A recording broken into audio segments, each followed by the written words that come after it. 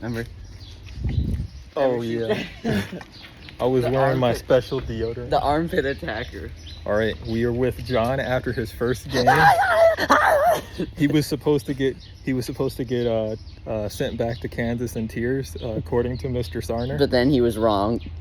Why was he wrong? Because of back rank. Checkmate! So he does get some compensation.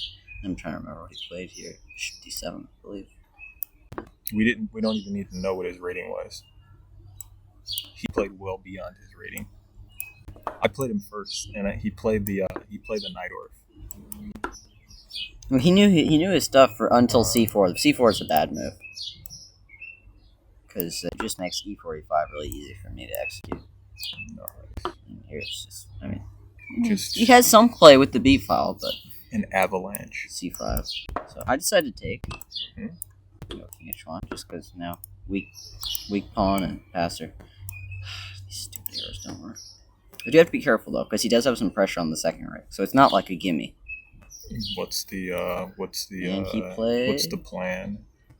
Push the A pawn combined with threats on the king side. Mm-hmm. So now he plays F6. I go.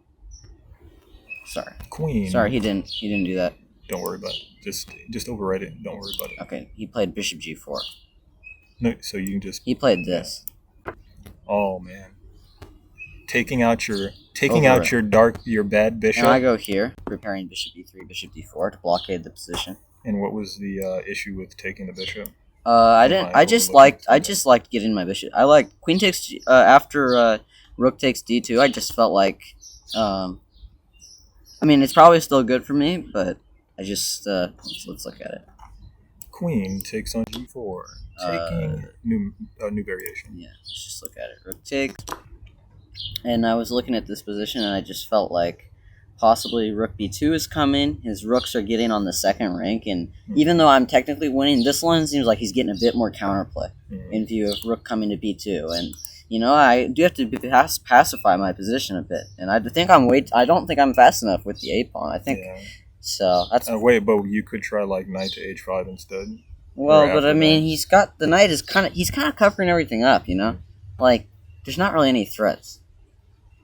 F5, F6. Oh, you have to get rid of the knight. Exactly. F5, E6. Exactly. In that time, he's going to be doing stuff. So I felt like Queen C1 was a lot solid. Just get the bishop to D4, and from there, his counterplay is like zilch, and I shoot the H pawn up the board, possibly H3, and it's just a lot easier F5, and it's just a nice stable construction. That's what I thought. So he goes F6, trying to undermine. Obviously, D4 is a threat. See, he's smart. He went Queen C6, threatening that. Bishop D4. He really wanted to win today. Yeah. Unfortunately, he played the wrong player. Then you wait Knight C7. And here I put Queen F4, which is probably just inaccurate. What should you have played? Probably Queen G5, maybe. Because that way, his Queen G6 move, which he played in the game, doesn't happen. It's too obvious. F4, I guess. Queen F4 is just... It's the move you want to play, but it doesn't really do anything. Like, Queen G5, at least I have this E7 square to come into, potentially. You mean if he still plays Queen to G6? Well, no. He'll go Queen E6, probably, if I go Queen G5. And then... Not H3, but let's see here. Queen E6. Can you imagine? But it's a lot more active for me, because his queen is very passive on E6. But what if he played, like, if you did Queen G5 and he did F6 and you played Rook F6, or Queen E6, you played Rook F6? Yeah, I got you. Yeah. And then he'd be like, oh my God. God. I went for Queen F4, Queen G6. I literally just forgot he could play this. And I was like, okay, now we need to buckle up and make sure I don't blunder anything. So I just start pushing the pawn. Queen comes in. Queen G6, A5, Knight E6. Here I had foreseen all of this override. That after Queen E3, if he goes Queen C2, I have the next move Queen F2. And if Queen back to G6, then I go Queen G1. And it's super and I'm just going to start shooting that A pawn. With the Queen on G1, everything's covered. And if Knight takes, Queen takes. And then Queen coming back in, I can just go Rook G1. And this pawn is a big weakness. Yep. So I thought that was a nice calculation where I saw Queen goes back, Queen G1, and it's quite nice for me. Got the F5, A pawn. So he just can't he can't bring himself to bring the Queen back and admit that he was wrong. Because obviously Queen F7 is an idea.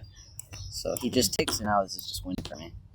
Obviously, not rook takes, because then I believe knight takes d4 could be strong. It's just not... The idea to give him the c pawn doesn't make any sense, you know? Uh-huh. So I figure keep my bishop, and then start pushing the pawn. So bishop takes, now he goes... rook a. Now I go h3, bishop e2. But I thought for a while, I figured just simplify it. Yep. There's no... This is always winning with my pawn on a7. So he doesn't even take it. He goes knight c7. e7. And he still doesn't take, because that's... I mean, I'm just going to go rook b1 and just kill him. He goes here, rook a b1, keep this bishop protected. And he goes for this fine... He now he tries rook b3 with the idea of knight b5, but unfortunately he's getting pinned. Or skewered on the a file. And it was Game over. Over. He resigns. All right.